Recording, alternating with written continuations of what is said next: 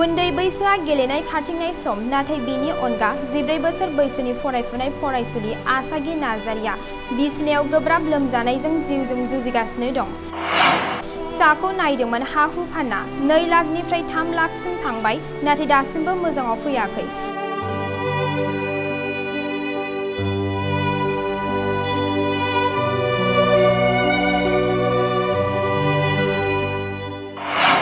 जेरैबो लामा आन्दायनायाव सरकारनिफ्राय अनसुंथाइ लुबैदों नखरनि सुबुङा आरो रायजो राजाफ्राबो जे हायो अन्नानै रांनि अनसुंथाइ हरनो दुखुथिया नखरगिरिया खावलायदों।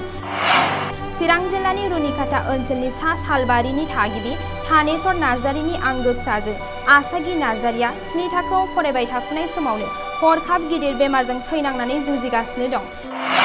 बेरामिखौ मोजां देहा फाहामसालियाव नायनो थाखाय रांनि जोबोद आंखालाव गोलैदों नखरनि सुबुङा।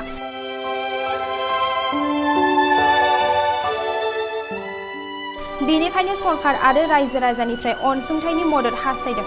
अनसुंथाइ हरनो थाखाय निराह Narzary account number 351565122728 IFSC SBIN 0007171 जानबुं नं 9707881420। जानाया दिनैसिम मास मोनथाम जाबाय। आं फिसाखौ नायदोंमोन नाया नङा हा-हु फाननानै आं नायदोंमोन। नायसेयावबो आं दासिमबो मोजां खालामनो हायाखै आंनि फिसाखौ। आंनि फिसाया 7आव फरायोमोन। ओरैनो फाहामथाय होनायाव बेसेबां खरस थांखो? दिनैसिम 2 लाख 3 लाखसो थाखा थांबाय होनबाबो आं मोजां बेबस्थायाव आं लाबोनो हायाखै।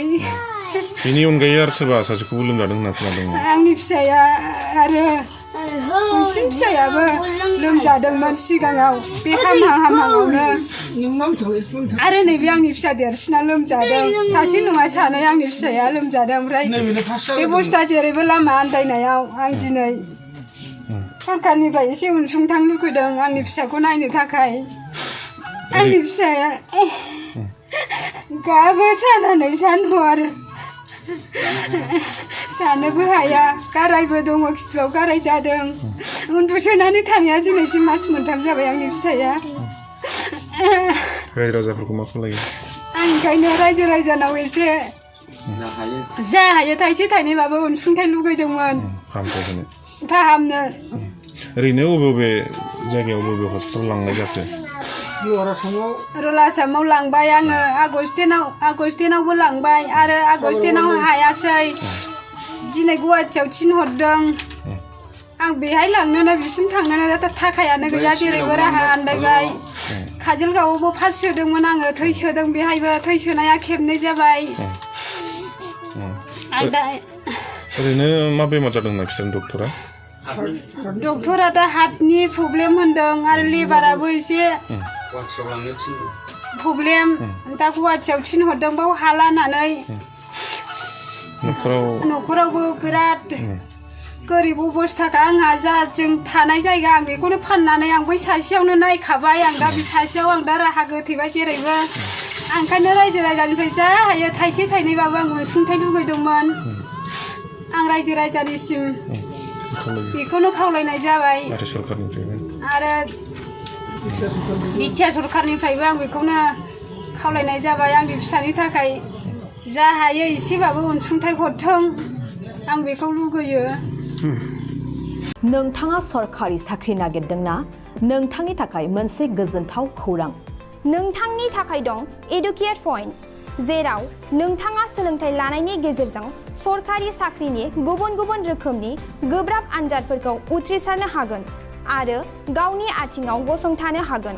बे एडुकेट पइन्टआव नोंथांमोना SSC, bank PO, bank clerk, bank SO, UPSC, FSC, defence, railway, state insurance, एएअ, एडिअ एसिस्टेन्टजों लोगोसे स्टेट लेभेल जब आरो माखासे सरकारि साख्रिनि आनजादाव गोनांथि जानाय आयदाफोराव सोलोंथाइ लानो हागोन। मख'नो गोनांदि बे सोलोंसालियाव साख्रिनिल' नङा बेयाव MBA आरो सैनिक स्कुल बायदियाव एडमिशननि थाखाय एन्ट्रेन्स होनो थाखायबो सोलोंथाइ लानो हागोन।